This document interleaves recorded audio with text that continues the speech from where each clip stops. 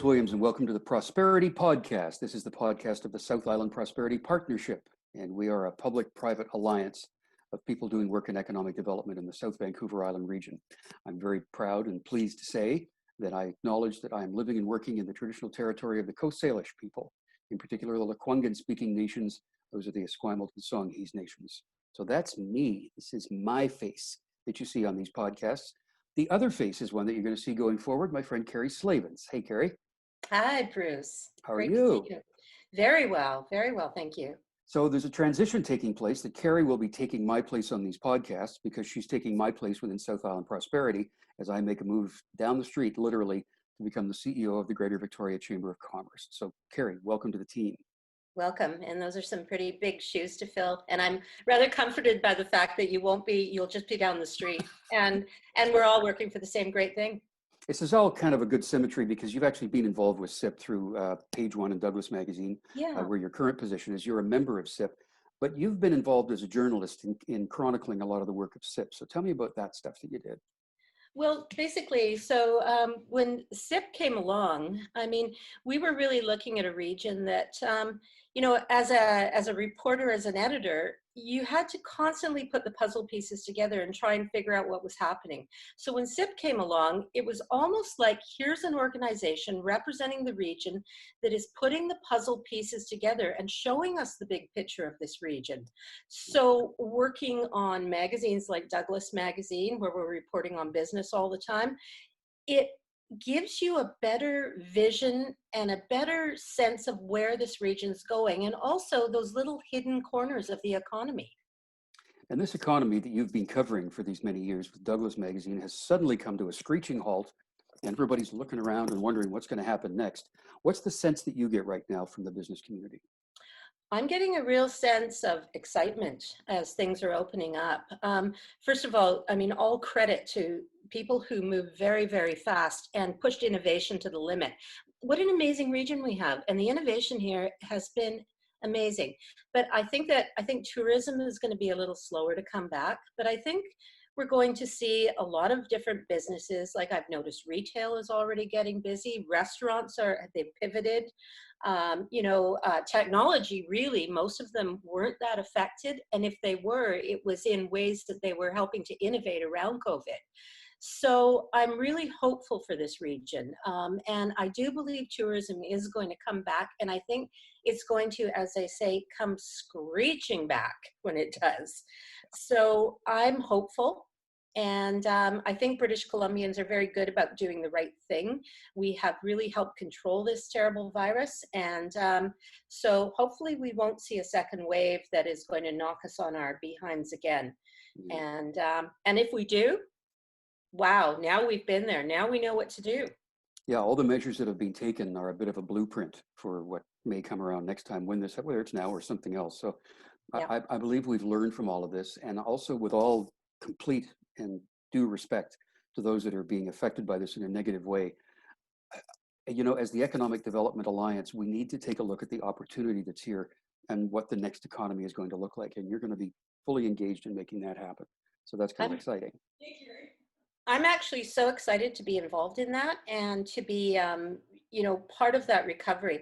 This is an amazing time for our region. And I don't want to, we all know the cliche of crisis and opportunity, but there is some truth in every cliche. And I believe that we're seeing our weaknesses, first of all. We're seeing our gaps. And I think we're building stronger than ever to keep that going, Yeah, I think it's a great time for partnerships too. Somebody wants to talk to Kerry, but we'll be done with her in just a minute here. No, I'm good. This is the beauty of the way we communicate with each other now, is doing things like this. But yeah, the opportunity to be involved in the change and the alliances and the partnerships, the collaboration. I mean, SIP is an organization built on collaboration with partners working with each other, with nations working with municipalities and vice versa. So I think collaboration is going to be a huge part of the economy going forward. I think it is. And I think we're seeing people have opened up. Our vulnerabilities have been exposed. And I think we've really realized how much we need each other in this region. Working at Douglas Magazine, where I'm just finishing up my editorship, a lot of the stories that came in were people realizing where they were vulnerable, seeking out other areas of the economy, other people who could help them.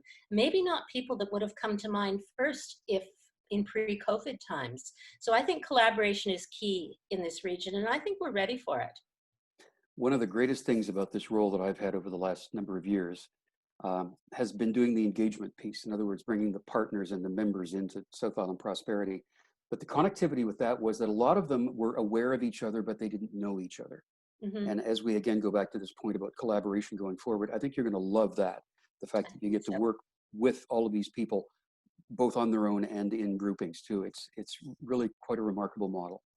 I think so. And one thing I've learned as a longtime resident of the South Island, we are powerful when we're together on this island.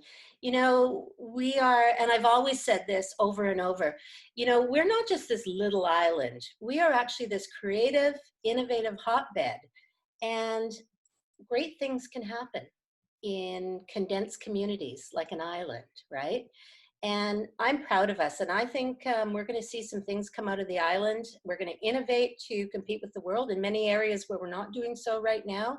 I mean, if we're going to look at clean tech, we can look at ocean sciences, we can look at, gosh, almost any area of our economy. Food, there's some exciting things happening with food sustainability. So I think it goes on. And I think we're all learning about each other and learning to lend a helping hand. Yeah, and SIP has been a part of convening that conversation in many different ways through different events and platforms that we have in place. But I just want to say that it's such a pleasure for me to know that all the hard work that everyone else has been doing for this organization will now be a part of what you're doing, and you're bringing your energy and knowledge into this organization, and it will be stronger for that. So welcome, congratulations, thank you for making the commitment, and I know that SIP is looking forward to working with you. Thanks, Bruce. And we're looking forward to, everybody's looking forward to working with you as you move on to become the CEO of the Greater Victoria Chamber of Commerce. I mean, you bring tremendous knowledge of this region through all your years as a newscaster and then your work with SIP. So, I mean, I think with you in the lead over there, we're very well positioned, and I think we're going to see a lot of collaboration moving forward. So I wish you all the best, and yeah, and we'll keep moving forward together. It's been great fun finding life after broadcasting, that's for sure. Yeah, absolutely. So Kerry will be on the ground very soon with South Island Prosperity, and I will be with the Greater Victoria Chamber of Commerce very soon. For those of you who I will not be speaking with before I make that transition, thank you for all you've done to support me and South Island Prosperity and their very important work in this region. If you want to find out more about that, there's the website right there, southislandprosperity.ca. You can connect with me through there for a while, and Kerry going forward in the future. So Kerry, thanks again, all the best, and go get them. Thank you. You too, Bruce. Take care.